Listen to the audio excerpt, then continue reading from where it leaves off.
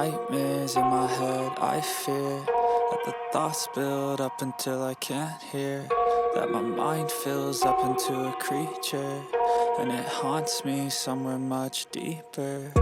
Anxiety, filling up every space, no privacy, and silently, it could build and build until you... Salam sejahtera Malaysia, denyut nadi suara rakyat bergema di channel ini. Bebuihlah kali ini pas nak jawab soalan ni. Memang sampai hujung dunia pun susah mau jawab. Apa tidaknya sudah kantoi habis. Bakal lagi terpaksa kumpul wang tin Milo Derma untuk membantu MP kali ini kerana kena saman. Sekarang PAS kena jawab soalan ini. Kenapa tiada pemimpin PAS yang tampil mempertahankan Siti Mastura? Kenapa agaknya tiada pemimpin PAS yang mengeluarkan kenyataan mempertahankan Mastura ini? Siti Mastura ini yang telah disaman oleh Lim Guan Eng. Setelah 48 jam habis tempoh masa untuk mengeluarkan bukti, sekarang sudah disaman. Lim Guan Eng sudah pun ambil tindakan undang-undang. Tapi sampai sekarang belum ada lagi kenyataan yang mempertahankan Mastura. Kenapa? Mana Tok Guru Hadi Awang? Mana Tuan Ibrahim? Mana Sanusi? Mana? Kenapa diam-diam? Kesianlah Siti Mastura ni. Seorang pemimpin amanah, seorang pemimpin pemuda amanah mempersoalkan kepimpinan PAS yang dilihat terus membisu di saat Siti Mastura Muhammad sekarang ini dihujani oleh kecaman bertali arus. Katanya pengerusi DAP Lim Guan Eng telah pun memulahkan tindakan undang-undang terhadapnya.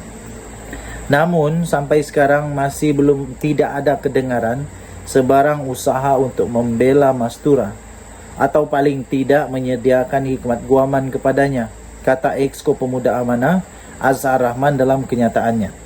Sampai pada 9.36 minit pagi tadi 11 November daripada Malaysia Kini punya artikel ini, nampaknya belum ada lagi kenyataan. Menurut pemimpin pemuda amanah ini, belum ada kenyataan yang mau mempertahankan Siti Mastura. Kenapa? Mengaku salah kah? Atau memang tak boleh buat apa-apa dah? Reda saja kah? Azhar berkata kepimpinan PAS sepatutnya sama ada mengeluarkan kenyataan menyokong Mastura, terutama di saat dia diasak oleh pemimpin DAP ini, atau membuat permohonan maaf bagi pihaknya jika merasakan dakwaan tersebut tidak berasas. Katanya gunakan sajalah alasan yang kenyataan dia itu kononnya telah dimanipulasi atau diambil di luar konteks, seperti yang biasa dilakukan oleh PAS apabila serangan lawan supaya serangan daripada pihak lawan dapat dikurangkan. Pemimpin PAS tidak perlulah membiarkan Mastura kaitan begitu kelihatan dungu begitu. Apalagi dia sebagai pemimpin muda, wanita muda yang kuat mempertahankan kepimpinan PAS setiap masa, katanya lagi. Semalam Lim Guan Eng memaklumkan telah pun melantik peguam Sankara Narayanan Nair untuk memulakan prosiding undang-undang terhadap Siti Mastura. Ia selepas Siti Mastura tidak setelah dia tidak mengemukakan bukti pertalian keluargaan di antara Lim Guan Eng dengan pemimpin komunis Chin Peng atau nama sebenarnya Ong Bon Hua dan Perdana Menteri pertama Singapura Lee Kuan Yew dalam tempoh 48 jam. Siti Mastura telah membuat dakwaan itu dalam satu program PAS di Kemaman pada Terengganu pada 4 November yang lalu.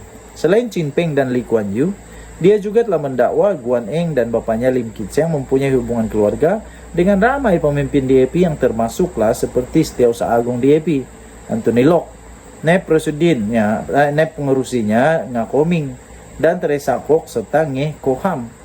Dakwaan itu telah mengundang kecaman pelbagai pihak, termasuk menjadi bahan sindiran di media sosial. Ini salah siapa? Salah sendirilah. Tidak dapat buktikan, memang salah sendirilah. Kalau ada bukti, lain ceritanya.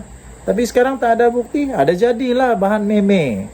Jangan sindiran di media sosial. 2 hari lalu pemimpin DAP juga membuat laporan polis terhadapnya dengan menyifatkan bahwa dakwaan itu sebagai tidak berasas, fitnah, palsu, dan berniat jahat. Jadi harap-harap pemimpin DAP dapat tampil mempertahankan Siti Mastura. Kesian dia ini dibiarkan dungu begitu saja. Kata pemimpin daripada Parti Amanah. Denyut Nadi, Suara Rakyat bergema di channel ini. Bye-bye. Salam sejahtera Malaysia. Denyut Nadi, Suara Rakyat bergema di channel ini. Ugut dan Sogok. Muhyiddin patut cermin diri. Ugut dan Sogok, Muhyiddin patut cermin diri. Itu kata siapa? Puan Zarkarshi. 10 November, Malaysia kini. Seorang pemimpin UMNO meminta supaya pengerusi Perikatan Nasional Tan Sri Mahyadin Mak Yassin supaya mencermin diri sendiri sebelum beliau mendakwa kononnya 4 ahli parlimen bersatu ini yang telah menyokong Perdana Menteri Datuk Seri Anwar Ibrahim yang diugut dan disogok. Ahli Majlis Kerja Tertinggi MKT UMNO iaitu Muhammad Puan Zarkarshi membangkitkan pertanyaan kepada Mahyadin Mak Yassin, bekas Perdana Menteri itu, siapa sebenarnya yang menggunakan kaedah ugut dan sogok? Siapa? Cermin diri sebelum cakap. Sekarang trending SD. SD maksudnya sedar diri. Muhyiddin patut cermin diri katanya. Siapa yang guna kaedah ugut dan sogok? Semua ahli parlimen UMNO yang keluar parti pada tahun 2018 yang lalu dan telah masuk 2019 telah jadi menteri. Kata beliau, semua dapat jawatan. Tok Pa iaitu Mustafa Mohamed, Dr. Latif Ahmad, Iqmal Hashim Abdul Aziz, Mas Ermiyati Samsudin, Hamzah Zainuddin, Dr. Nur Azmi Ghazali dan Sabudin Yahaya. Semua dapat jawatan. Pemimpin UMNO seperti Najib Razak, Tengku Adnan Mansur, Ahmad Zahid Hamidi, Syaril Samad, Aziz Rahim, mereka pula diugut dengan puluhan tuduhan. Mereka tidak lari. Itu kata Puan Zarkarshi. Kemudian kata Puan Zarkarshi lagi, tanyalah kepada Tok Pa dan Hamzah Zainuddin, kenapa lari? Takut didakwa. Peruntukan punya hal pun boleh lari. Ini semua kerana mereka tidak ada jati diri. Katanya dalam satu hantaran Facebook pada hari ini. Kata mereka tak bermaruah. Yang sekarang sokong Anwar itu kata tak bermaruah. Kenapa yang dulu ini bermaruah? Hamzah Zainuddin kena jawablah. Jawab. Jangan tak jawab. Tok Pa, sila jawab. Malam tadi Muhyiddin dilaporkan berkata, Bersatu akan membuat laporan polis dan kepada Suruhanjaya Pencegahan Rasuah Malaysia SPRM dalam masa terdekat berhubung tindakan 4 ahli parlimennya yang telah menyokong Anwar. Muhyiddin berkata pihaknya mendapat maklumat bahawa adanya terdapat unsur ugutan serta sogokan bagi menarik ahli parlimen supaya memberi sokongan. Presiden Bersatu itu berkata pihaknya telah pun mengumpul bukti berhubung tawaran tertentu kepada ahli parlimennya untuk menyokong kerajaan perpaduan. Katanya kita sudah kumpulkan semua maklumat. Contohnya dalam kes ahli parlimen Gua Musang, iaitu dia beritahu dalam mesyuarat Bersatu Kelantan yang lepas dia dapat tawaran di waktu itu dan dia menolak semuanya. Tapi 3 hari selepas itu dia umumkan keputusan sokong sana kerajaan. Dan kita syak ada perkara-perkara berlaku yang mungkin melanggar undang-undang dan data ini kami akan kumpul. Katanya kepada pemberita selepas mempengerusikan mesyuarat khas Majlis Pimpinan Tertinggi MPT Bersatu pada waktu itu. Jadi sekarang Muhyiddin kena jawab pula dakwaan daripada Puan Zarkarshi ini, yaitu ugut dan sogok. Muhyiddin kena patut cermin diri dulu sebelum berkata apa-apa. Dia siap pula senaraikan nama.